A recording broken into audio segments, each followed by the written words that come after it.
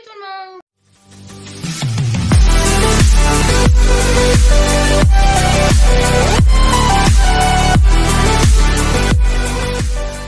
Aujourd'hui, vidéo spéciale flemmard.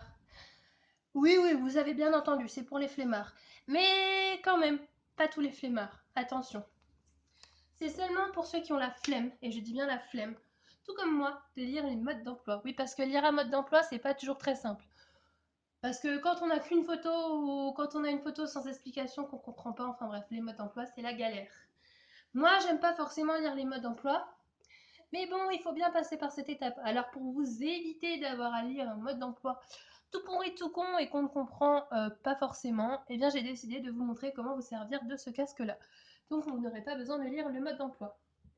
Alors, on va commencer par quelque chose de très simple, c'est le chargement du casque lorsqu'on l'a, la première utilisation, et même le chargement pour plus tard. Alors, pour le chargement, on a juste besoin de ce câble-là, et aussi on a besoin d'un adaptateur secteur, sauf si vous n'en avez pas. Donc moi, en l'occurrence, j'ai celui-ci, donc c'est le truc de mon ancien téléphone HTC que je n'utilise plus.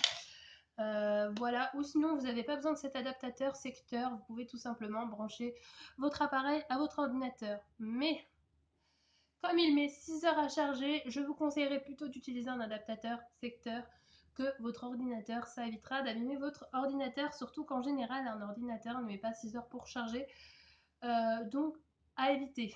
Voilà. Lorsque vous venez d'avoir votre casque, vous pouvez laisser le tester, il y aura un peu de batterie dedans, mais pour l'utiliser réellement, je vous conseille quand même de le charger complètement. C'est ce qui normalement est dit sur les notices d'emploi, même maintenant pour les nouveaux téléphones, on vous dit toujours charge before use en anglais, ou alors charger avant la première utilisation. Donc pour la première utilisation, vous devez le charger, le petit coco. Alors, juste une précision sur le chargement. Lorsque vous branchez votre appareil, ici, là, il va y avoir une lumière rouge qui va s'allumer. Ça veut dire qu'il est en charge. Lorsqu'il est chargé, ne vous attendez pas à avoir une lumière verte, il n'y en a pas. Vous aurez tout simplement la lumière qui est éteinte. Donc il n'y a pas de questions à se poser, il n'y a pas de truc à avoir. La petite lumière s'éteint. Petite précision en ce qui concerne le chargement. Lorsque vous chargez votre appareil, vous ne pouvez rien faire d'autre. Vous ne pouvez pas l'allumer. Vous pouvez seulement le brancher avec le fil comme ceci à votre ordinateur pour écouter de la musique si vous le voulez. Mais sinon, vous ne pouvez pas utiliser la fonction sans fil. Donc ne vous posez pas la question. Ça ne marchera pas puisqu'il ne peut seulement être chargé. Donc n'essayez pas de l'allumer, ça ne fonctionnera pas vu qu'il est en charge, vous ne pouvez pas faire autre chose. Ensuite, une fois que votre appareil est chargé pour la première utilisation, ou même quand vous n'avez plus de batterie, etc., et qu'il est chargé, là vous pouvez l'utiliser et vous avez deux façons de l'utiliser, sans fil ou avec fil. Nous, on va commencer par la fonction avec le fil.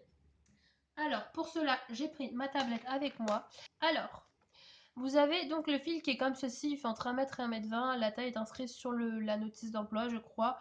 Mais bon, la taille, peu importe, on s'en fiche. Alors, vous avez une partie qui est droite, qui est à gauche, et une partie qui est coudée, qui est à droite. Donc, vous prenez la partie droite du câble et vous la branchez ici. C'est très important. Faut que ça donne ça. Et vous prenez la partie coudée, donc juste ici, et vous la branchez à votre appareil. Je vais faire caméra, c'est plus simple pour moi. Et voilà ce que ça donne, branché comme ça. Alors c'est très important de le brancher comme ça parce que en fait c'est le sens du fil. Déjà c'est pour pas vous gêner. Et si vous inversez, c'est-à-dire que... Oups, ma caméra est tombée. Donc je reprends. C'est-à-dire que si vous inversez, que vous branchez la partie coudée et la partie droite comme ça, donc c'est-à-dire la partie coudée ici, la partie droite ici, vous risquez d'avoir des problèmes de connexion et ça veut dire très clairement que quand vous allez tourner votre fil ou que ça va bouger, vous allez moins entendre, enfin il va y avoir des bugs et ça ce n'est pas bon pour l'appareil. Donc je vous conseille d'éviter de faire ça, hein, c'est mieux pour vous. Voilà. Donc ensuite, une fois qu'il est branché, là vous n'avez rien à faire, vous n'avez pas à l'allumer du tout. Après, si vous voulez utiliser la fonction noise cancelling, alors le noise cancelling, si vous ne savez pas ce que c'est, vous retournez dans mon ancienne vidéo, je vous présente le casque, je vous explique ce que c'est. Si vous voulez utiliser cette fonction, pas de problème, vous pouvez vous en servir. Donc vous allez appuyer sur le bouton d'allumage qui est juste ici. Et là, le casque est allumé et le noise cancelling est allumé. Et comme vous pouvez le voir, c'est vert. Donc là, il s'allume vert, ça veut dire qu'il est allumé, il marche. Donc vous allez sur votre appareil ici, alors moi je le déverrouille, j'ai pas mis de code, de toute façon je m'en sers plus. Et puis ensuite vous allumez votre musique.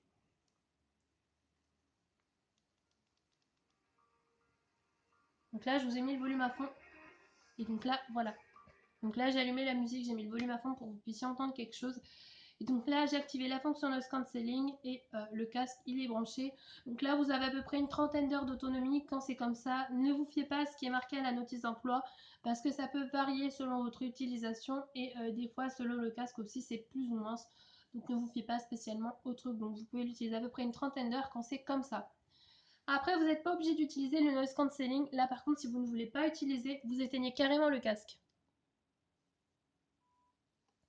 Vous ne vous posez pas de questions, vous éteignez complètement le casque, il ne faut pas le laisser allumer, surtout pas parce qu'alors là vous allez manger votre batterie et ça ne sert à rien. Maintenant qu'on a terminé l'utilisation avec le fil, elle est assez simple, il n'y a pas trop de difficultés, il n'y a pas trop de problèmes, on va passer à l'utilisation sans fil. Alors là, il vous suffit de débrancher le fil comme ceci. Et alors là, je commence par allumer le Bluetooth ici. Alors, donc le Bluetooth, je vais dans mes paramètres. Je vais dans Bluetooth ici. Donc, vous l'allumez, là le bouton bleu il clignote. Vous laissez votre doigt appuyé surtout, vous laissez bien votre doigt appuyé. Et là il va clignoter bleu et rouge et vous allez entendre un autre son. Et donc là en fait il va vous dire Bluetooth pairing. Donc en gros, c'est-à-dire que là il est en train de chercher d'autres appareils. Donc moi je vais faire analyser sur mon truc, donc en gros rechercher. Et là il est en train de me trouver différents appareils, donc mon ordinateur, etc. etc. Et là je vais le laisser un petit peu chercher, c'est un peu long. Et là, il va me trouver mon casque. Donc, ça s'appelle H.EAR MDR sans ABN. Je clique dessus et là, il va se connecter tout seul. Vous n'avez aucun bouton à appuyer sur le casque ni rien. Et une fois que vous êtes connecté dans le casque, vous allez entendre un son qui va vous dire Bluetooth Connected. Donc ça, c'est génial parce que ça veut dire que ça marche. Moi, j'en ai fait l'expérience sur mon ordinateur. J'ai essayé de le connecter en Bluetooth, mais il ne me disait pas Bluetooth Connecting. Ça veut dire que ça ne marche pas. Donc voilà, ne vous embêtez pas. Si vous n'entendez pas Bluetooth Connected sur votre casque, ça veut dire que ça ne marche pas. Voilà, ne cherchez pas plus loin, hein, ça ne marche pas, j'en ai fait l'expérience. Donc une fois que c'est fait, que c'est connecté, je sors de mes paramètres et là je vais dans ma musique.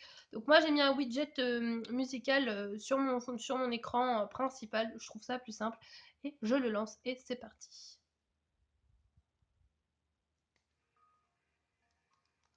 Donc là j'ai mis le son à fond. Normalement vous entendez un petit son. Et ça sort sur le casque sans fil, donc ça c'est juste génial. Alors après, vous êtes connecté sans fil. Et donc c'est là que ces boutons interviennent et c'est là que ces boutons rentrent en jeu. Voilà, parce qu'au départ on s'en servait pas. Mais une fois que vous êtes connecté sans fil, il faut utiliser ces boutons-là. Alors vous n'êtes pas obligé, vous pouvez utiliser les boutons de votre téléphone. Mais vous pouvez toujours utiliser ça si vous avez la flemme de regarder votre téléphone. Donc en gros, quand vous êtes connecté sans fil, vous allez pouvoir faire ça, donc le monter vers le haut pour changer de chanson et le monter vers le bas pour changer de chanson. Vers le bas, c'est la précédente, vers le haut, c'est la suivante. Et ensuite, vous laissez votre bouton au milieu et là, vous faites une pression comme ça, comme si c'était un bouton normal sur lequel vous appuyez sur votre téléphone. Et en gros, ce que ça va faire, ça va lancer, comme là vous entendez. Et quand vous réappuyez, eh bien, ça coupe. Après, en ce qui concerne le noise cancelling, là par contre, vous êtes en Bluetooth. Donc, il faut absolument allumer le casque. Ça, c'est une obligation parce que sinon, ça marche pas. Et donc là, le noise cancelling, vous pouvez l'allumer ou l'éteindre. Donc là, il est allumé, ça clignote vert. Automatiquement, quand vous allumez votre casque, le noise cancelling est allumé. Donc si vous voulez l'éteindre, une pression sur le bouton et ça clignote vert, ça veut dire que c'est éteint et donc vous n'avez plus la fonction noise cancelling. Et vous refaites une pression et là il s'allume et il ne clignote plus vert, il est vert tout simplement. Donc là le noise cancelling est allumé et ça marche très très bien. Vous sentez vraiment mais vraiment la différence entre le noise cancelling allumé et pas allumé. Voilà pour cette vidéo, elle est terminée. J'espère que vous aurez aimé mon petit mode d'emploi pour les flemmards. Moi j'ai bien aimé le filmer, j'ai trouvé ça trop sympa. Et je suis sûre que ça va en aider plus d'un. Donc si cette vidéo vous a plu, mettez un pouce vers le haut. Si vous avez aimé, n'hésitez pas à le mettre dans les commentaires. Si cette vidéo vous a bien aidé, n'hésitez pas aussi à l'inscrire dans les commentaires.